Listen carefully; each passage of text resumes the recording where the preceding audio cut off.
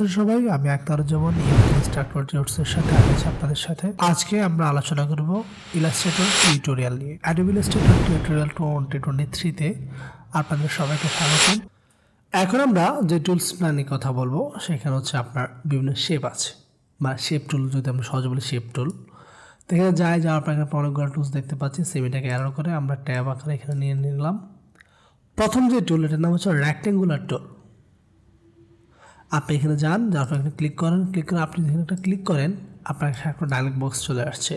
তো এখানে আপনাকে বলছে যে আপনি যে রেক্ট্যাঙ্গুলার বক্সটা নেবেন সেটা আপনি কতটুকু সাইজে নেবেন সেটা আপনাকে জিজ্ঞাসা করছে। তা আমি মনে করি নেব হচ্ছে 2 ইঞ্চি, 1 ইঞ্চিতে যেতে হচ্ছে 2 ইঞ্চি, আর আমি স্কোয়ার নেব 2 ইঞ্চি। হিট ওকে।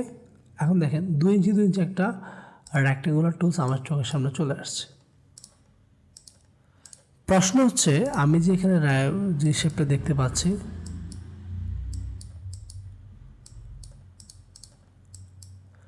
এখানে ভিতরে যে কালারটা দেখতে পাচ্ছি এটাকে বলা হয় ফিল কালার, আর পাশের চিকন করে যে কালারটা দেখতে পাচ্ছি ব্লু কালার সেটাকে বলা হয় স্ট্রোক কালার।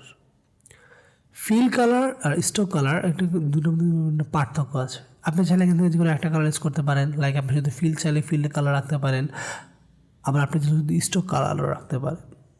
সেটা কীভাবে? আপনি হচ্ছে এখান থেকে যদি ফিল কালার রাখতে চান তখন আপনাকে অপশন বার থেকে অথবা টুলস বার একদম নিচে এখান থেকে স্টকে চাপ দিয়ে নিচে যে ক্রস রেড হোয়াইট উপর একটা ক্রস টান আছে, এই নানে ক্লিক করলে আপনার এখান থেকে স্টক কালার চলে যাবে। দেখেন স্টক কালার চলে গেছে।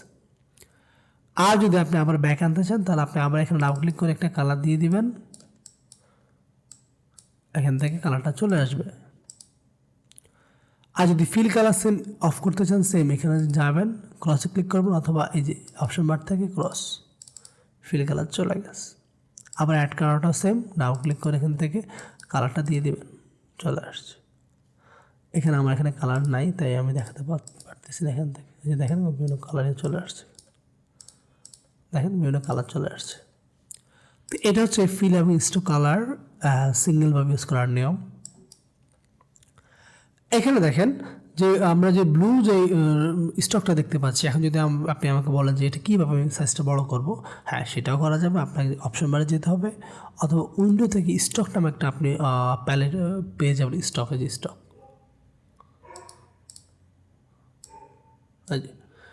এটা আপনি পেয়ে যাবেন। আপনি চাইলে এটা ইউজ করতে পারেন, এটা ইউজ করতে পারেন অথবা অপশন বার থেকে এই জায়গা থেকে এটা ইউজ করতে পারেন। এখন তো আপনার ব্যক্তিগত ইচ্ছা।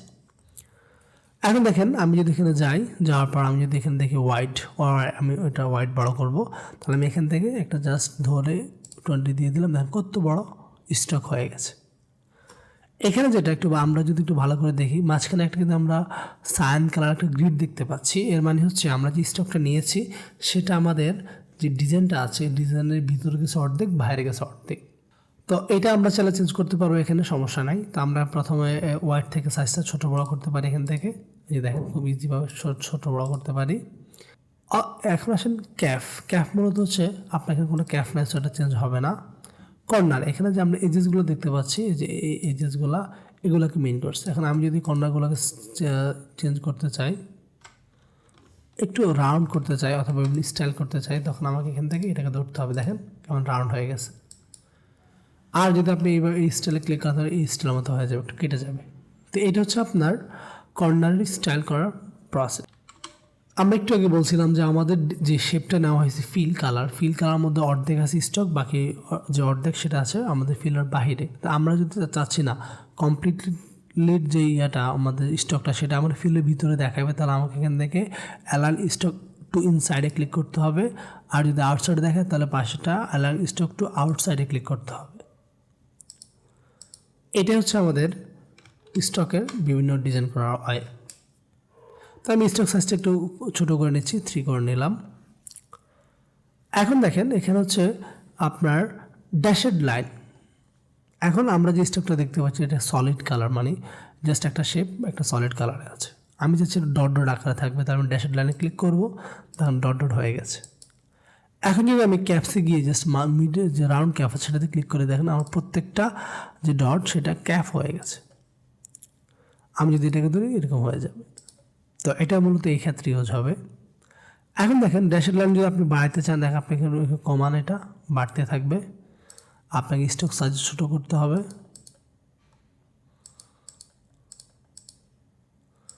দেখেন আপনি এইভাবে খুব সুন্দরভাবে বা অনেক ইয়ে করে আপনি চাইলে স্টকগুলোকে ডিজাইন করে কাজ করতে পারবেন। আচ্ছা ঠিক আছে, এটা হচ্ছে বিভিন্ন স্টক ইউজ করার প্রসেস। তো আমি এখান থেকে ড্যাশেড লাইন উঠিয়ে দেবো, আমি জাস্ট নর্মালে রাখলাম এটাকে।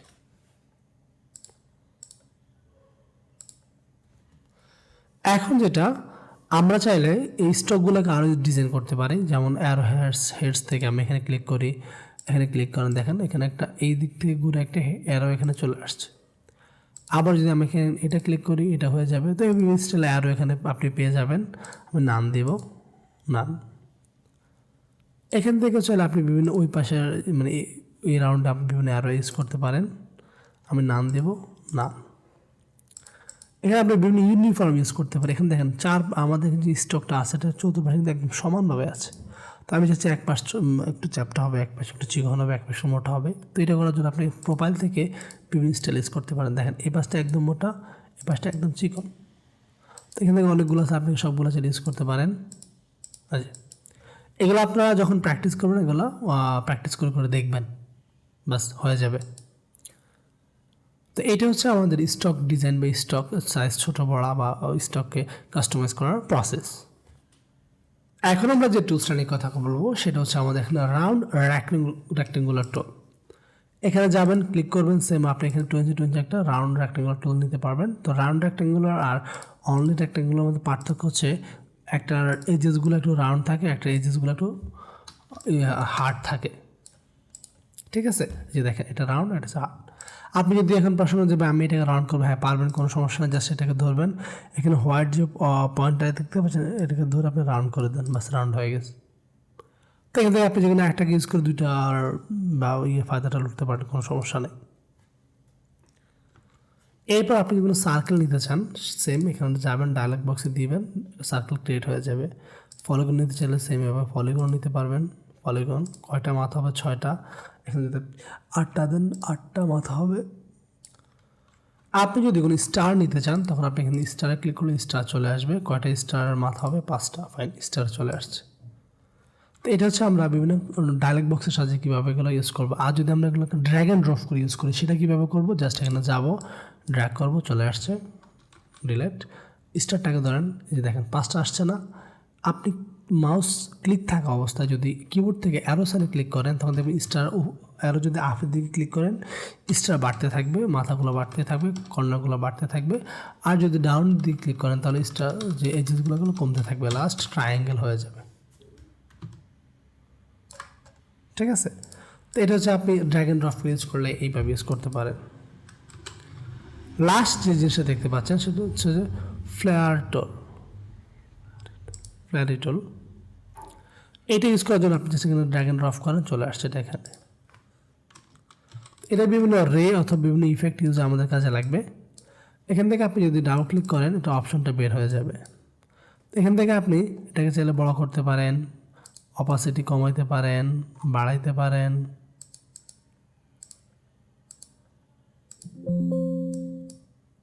ঠিক আছে, পুজিনেসটা বাড়াইতে পারেন।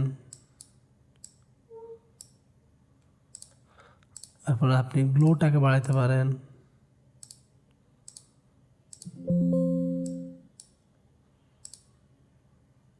এরপর আপনি ব্রাইটনেস বাড়াইতে পারবেন। তো সব কিছু আপনি কিন্তু কন্ট্রোল করতে পারেন, বা আপনি চাইলে ডিরেকশনও করতে পারেন, ঘুরে দিতে পারেন। তো অনেক কিছু এখানে করা যাবে, আপনি এগুলো ট্রায়াল দিয়ে দেখবেন। ওকে দেবেন, এটা এখানে চলে আসছে। তো এটা বিভিন্ন ইফেক্ট বা রে ক্রিয়েটে আমাদের কাজে লাগবে।